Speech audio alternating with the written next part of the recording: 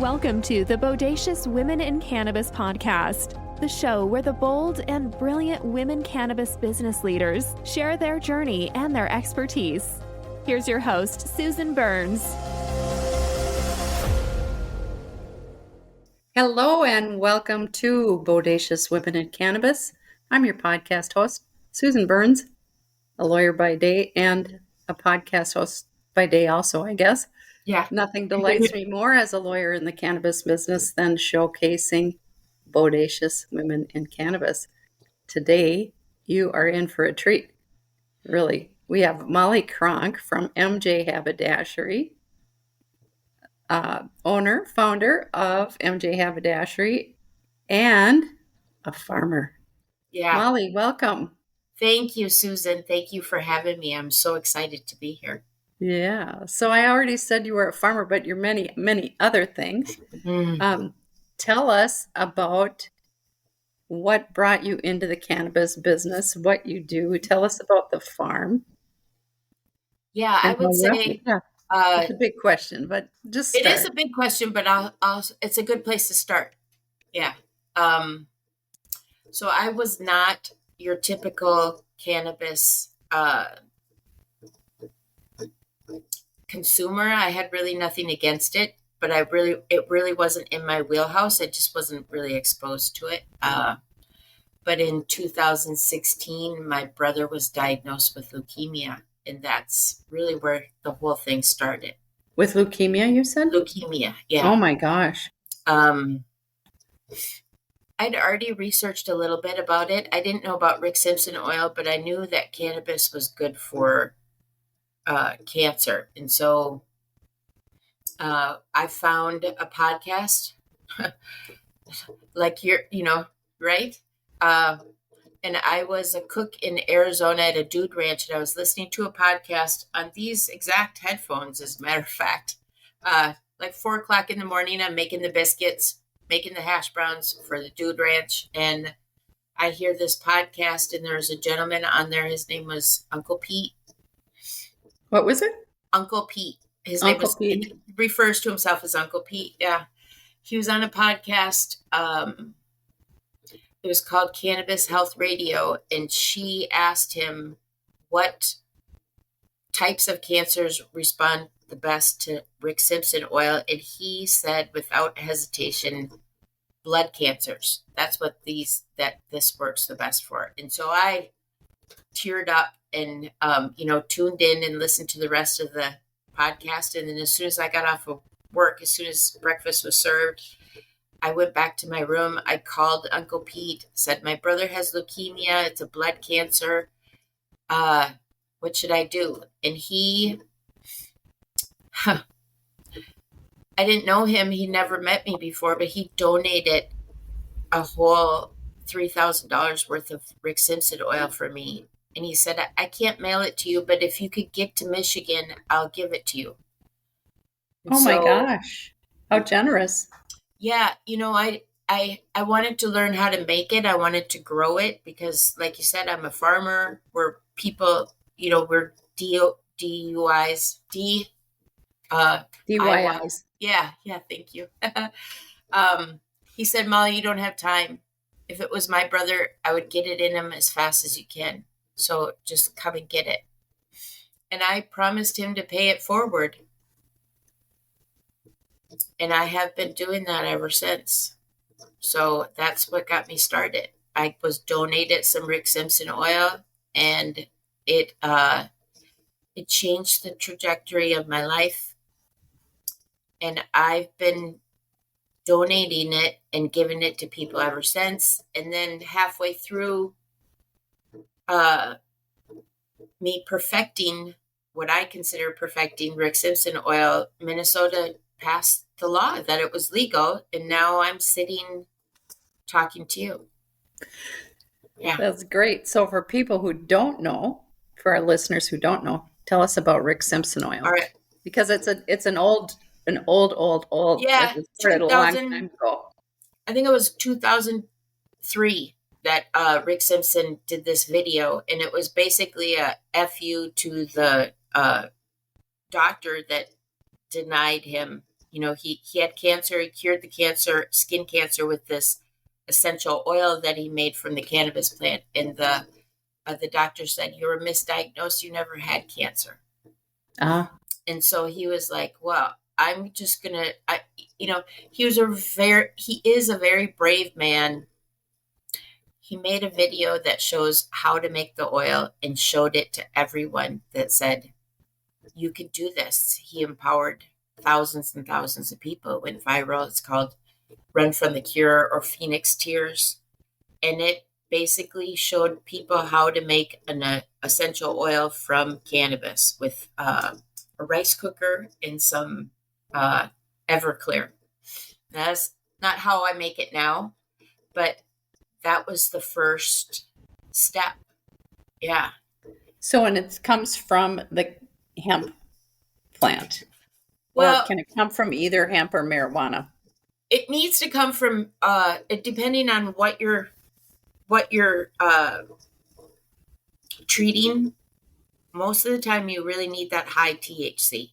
And in the video he uses the term hemp, but that was really just for safety reasons, and he was in Canada, and that's just the terminology that was out there. But today I make it with both plants. I make it with marijuana plants and I make it with hemp plants. And what happens is you wash the plant with a solvent, and then you reclaim the solvent out, and you're left with a black tar. And then that tar or oil can connect to a fat. I like to use coconut oil. And then you can put it in suppositories. You can use it as topical. You can put it in gel caps and take it internally. I like to put it in my coffee with, warm coffee, because it melts, and then you have like a sublingual drink. Mm. Yeah, which I guess if you're drinking, it wouldn't be necessarily sublingual. Well, yeah, It'd just exactly. be a beverage. Yeah. Yeah. Okay. So, and you do so many other things on your farm as well. Yeah. So you grow hemp. Yeah. You grow hemp, and you make Rick Simpson oil, and I do regenerative farming, and biodynamics is my practice. That's we do sprays, biodynamic sprays, which is really just cow manure, which I'm in the process of switching over to horse manure, because that's the animal that I use is horses instead of cows. Let me back up a minute. I guess the best way to say it is, when I found the Rick Simpson oil for my brother, and he did eventually pass away. Sorry. Thank you. I went to Colorado to learn more about this. I was like, this is a big deal. I mean, his blood work changed immediately. Like in 6 weeks, he was back to normal. Serious? Yeah, it's amazing. Wow. And I came across a hemp farm that was doing things organically, and they had an intern practice. And so I stayed there for a whole year. And I was the cook there to feed the whole crew that was growing hemp. And I learned a lot from them. I learned a lot of their processing, and I integrated some of their things that they were doing. But the biggest thing that I think set us apart is that once I was able to make the Rick Simpson oil, instead of just connecting it to a coconut oil like Uncle Pete had suggested, I started using CBD coconut oil, because that's what I had. I was at a CBD farm, and you connected their CBD to a coconut oil. And so instead of just taking that Rick Simpson oil and putting it with coconut oil, I was connecting it to a CBD coconut oil. So you had a THC CBD combo. Yeah. So then when I started messing with that, then then that's when I saw some really good results. Friends and family were coming I back and bet. like, what is going on with this oil? I can't believe it's just everything from bumps on your skin to allergies to cancers and MS and diabetes, and just so many great things were happening. And like I said, I mentioned before that my mom is a big part of my person, my business, and my life. She's a retired hospice nurse, and so that's where I started getting all of her friends started coming to me and like, my arthritis, I can't sleep at night, I can't, I'm having problems in my marriage, just things that were happening to that 70 plus group ladies. And I started just messing around trying to help them out, and bam, it just took off. So That's those great. are my people, the old ladies. And I have a tagline on my fridge that says, weed grown by old ladies for old ladies.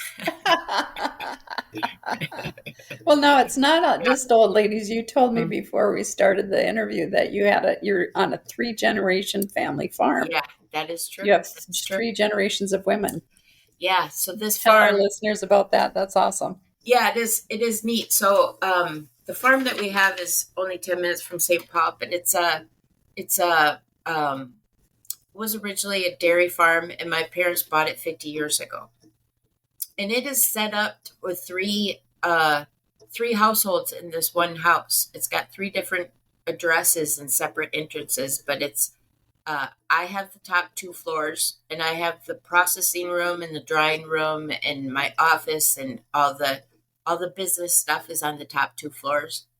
And then the first floor is my mom. She's the queen bee of the whole thing. She runs, well, her job is she's in charge of neighborhood relations and planting flowers. And then my niece, who is, I believe she's 32 now, Izzy, she lives in the basement, and she's in charge of the chickens. So that biodynamic piece that I was telling you about, we rotate animals and plants over the land to have the best plant health and the best land health. So we have, I was counting this morning, I have 2 dogs, 3 horses, 4 beehives, and 15 chickens, and 15 acres. And it all works together. So all Wow. the bees pollinate everything. We have the best honey. And the chickens are free range, so they go around and they eat the bugs and they fertilize the plants. The horses are my cows because I live in town. I can't have cows, but they're a big part of the workforce because I plant the grass, they eat the grass, they chew it up, and then they compost it in their bellies. They poo it out the other side, and then I collect that along with the chicken manure and table scraps and biodynamic sprays, and we make our own soil. So I don't buy any fertilizers. I don't use any bat guana or coconut hulls or anything from the grocery store. I'm making everything with the animals and the rotating the pastures. That's amazing. It is really amazing. It also keeps you very busy. Yeah, That's a lot of work. It is, Yeah. but it's so joyful. And I see myself maybe as a land steward more than a farmer or even more than a cannabis enthusiast. I'm foremost taking care of the land. That's what I do. And when I do it right, I have a little extra cannabis and a little extra organic fertilizer, and I have a little extra honey, and that's what makes everything work. Mm-hmm. Yeah, pays the bills. Nice. So, and you also have had some events on your farm. Yeah. Because our location is so close to the city, it really is a really nice destination. We have Reiki training. My aunt is a Reiki master, and we sometimes do Reiki right outside. Like I'll plant the plants in a big labyrinth or a big circle, and then we bring the Reiki masters out into the outside, and then you have your session outside that's really special. Sometimes Nice. the horses will come right down and come right in there, and sometimes they don't. Sometimes we have deer that come through, and we have turkeys and eagles and a lot of nature, because on two sides of our property we have 350 acres of parkland. It's a park reserve, and Perfect. it makes our footprint a lot bigger. Yeah. I'm a Reiki master too. Are you really? Yeah, they have been for that's quite a few awesome. years, probably 20. But Really? yeah. Oh, Yeah. you I have don't to put come it in my out. lawyer bio, but No, but it's powerful, isn't it? it is. Yeah. It is. I mean, It's I amazing. learned how to do it when my thyroid was off, probably like 15 years ago. My aunt taught me how, and I could bring myself out of a panic attack. So I still haven't, I do it on the plants, on the medicine. I do it on my horses. But my niece and my mom and my aunt are really much better at doing it on other people. Yeah. Nice. Mhm. It's an amazing gift. Yeah. Yeah. Okay, so you have healings, and didn't you have some fancy dinner or something? I saw it, and I mean, we're close in proximity, and I wanted to go. Yeah, that's the first time that I was talking to you. I was kind of dreaming that up right there. And Yes. what it has morphed into is that every year, my top customers, the people that supported me the most, I take I think last year I had 12 people, but I just take like 10 or 15 of the top customers, and then I make a big harvest dinner for them. And we have cannabis on the tables, table arrangements, and all the food's infused both ways. So if you want to drink, or if you want the food, or if you just want to puff, we have joints that go with the menu. And then we do a whole tour of the farm and how it's all connected. And so you see the chickens and you see the horses and you walk through the hills, and but this year we're going to have even bigger than that. Is I have 2 weddings scheduled on the farm. One is my son's, and he could really care less if it's cannabis or not, but it will be cannabis themed because I'm going to decorate with the hemp plants, and I'm going to make like a pathway that goes down and swerves around with sunflowers all around it, and my plants are big. Sometimes they're like 8 feet tall. I had one plant last year that gave me 3 pounds of flower. They're just from one plant. Yeah. Because I've really tweaked in this outdoor grow, which most people don't do. Most people grow indoors, but I grow outdoors, and I, because of that soil bio going on, so my plants are all 8 feet tall. Some of them are 12 feet tall. They're really big. Because you have a lot of diversity in the soil then that allows for so many other things that commercial doesn't. It took me a long time to get to that point. Yes. Exactly. But this year I'm on year 6, and I have some big things planned. So there'll be walkways that you go through like a maze, and then at the end it'll be a circle where we could take pictures, like photo shoots of the circle of the wall of the cannabis plants. And then there's going to be zinnias all through, like a big field of zinnias. And then on the outside of that, it'll be all clover. And I have them planted along the barns because they get like Christmas trees. And then I have like flowers around the outside. Flowers around the bottom so that they look like you're going into Bachman's or something. It's very pretty. So 2 weddings. I'm not going to say her name, but I'll tell you afterwards who the other one is. But she's a big deal in cannabis the Minnesota cannabis industry. She's going to get married here the week after my son. Oh, so you'll we're be going to have busy. Yeah, we have the big tents are coming in and the big bathrooms, and we're going to have caterers come in. It's going to be beautiful. And what is the other thing that I was going to say? Those 2 weddings, and then I have a kind of a campaign going about trying to get Willie Nelson to come and visit the farm. I saw that on social. Yeah. So I got a media, person that's helping me with it, and we're gonna make T-shirts, and we're just gonna get everybody behind it. And I don't know if he'll come or not. That's not really the point of it. The point is just he has always been a hero of mine. He's not just a pot smoker. He's like this holistic Taekwondo spiritual being.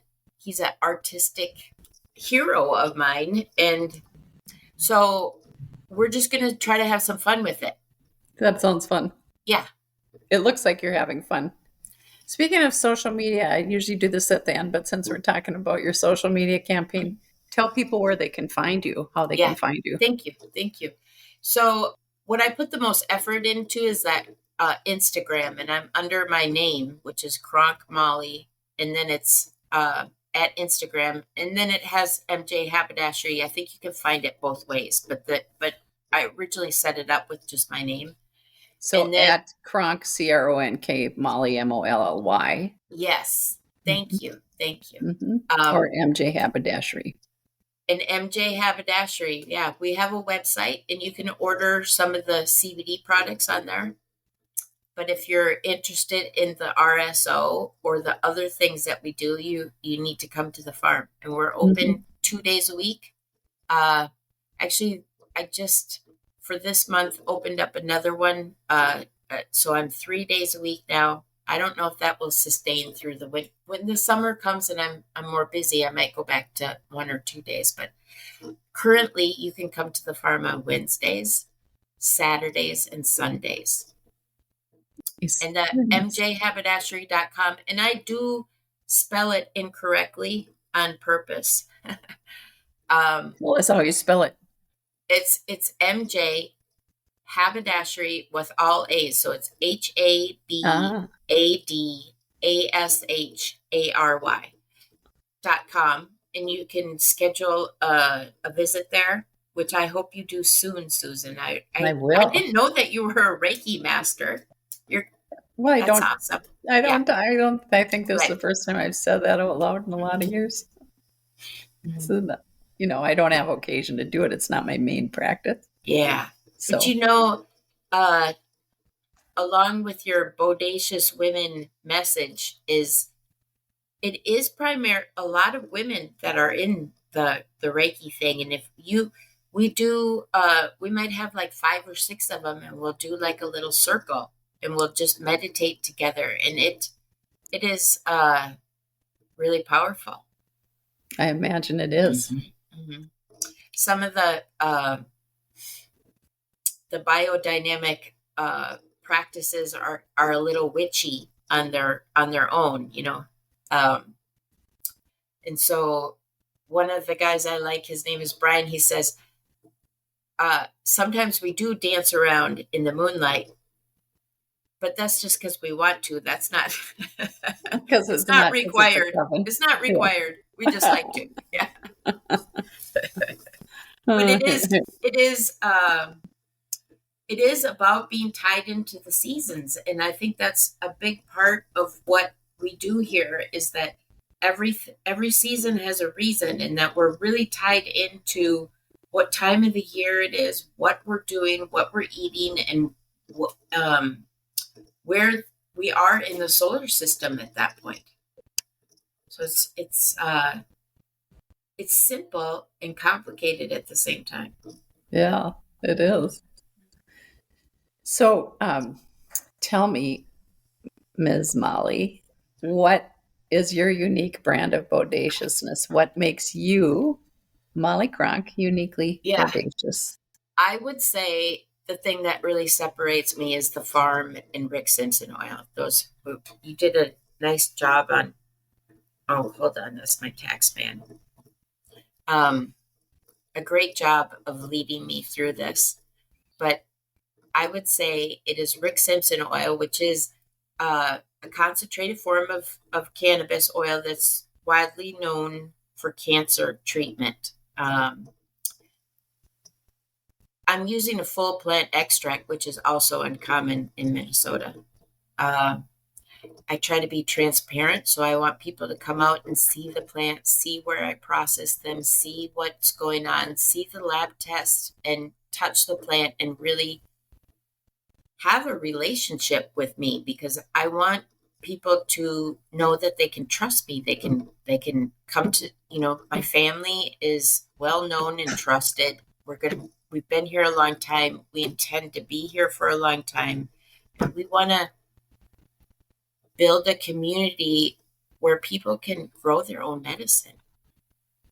So that's another thing. I could make a list of things that separate me, but I think that, my mission statement is to promote and protect the ability to have plant medicine. And that's really what I intend to do is to eventually get so good at this that I don't have to do it anymore. And I'll grow myself right out of this job into my rocking chair to where other people can make their own Rick Simpson oil for their friends and family. And I can just be rocking in my rocking chair. People can come and ask me questions. That's my goal. Or visit. Yeah, come and visit. Have some tea on the porch. There you go. Mm-hmm. That sounds great. Well, Molly, you've been an amazing steward of the land and the plant, and thanks for protecting plant medicine. Well, thank you for promoting women and to have this basis for me, because the opposite of your question of what makes me bodacious, I would have to fill in my weak spot is promoting and marketing. And so thank you so much for giving me this platform and asking me these wonderful questions. Oh, you're welcome. Happy to do it. Thank you. Yeah, actually, so just for the listeners to know, Molly and I live in the same vicinity, and she was exiting and I was entering a building, and I overheard a conversation that Molly was having with her friend about cannabis-infused dinner. Yeah. And as a cannabis lawyer, of course, and it was so new in Minnesota back then, I piqued my interest. And so I started asking Molly questions. And then it wasn't until now that we were able to reconnect. But I've been fascinated by what you do since that conversation. I'm fascinated by you too. It's very serendipity, isn't it? Yeah. We like that. So anyway, I'm just delighted to have you, and thank you so much for making the time. And I'm sure everybody's going to love listening to you. Oh, thank you. Bless you. You have a great day.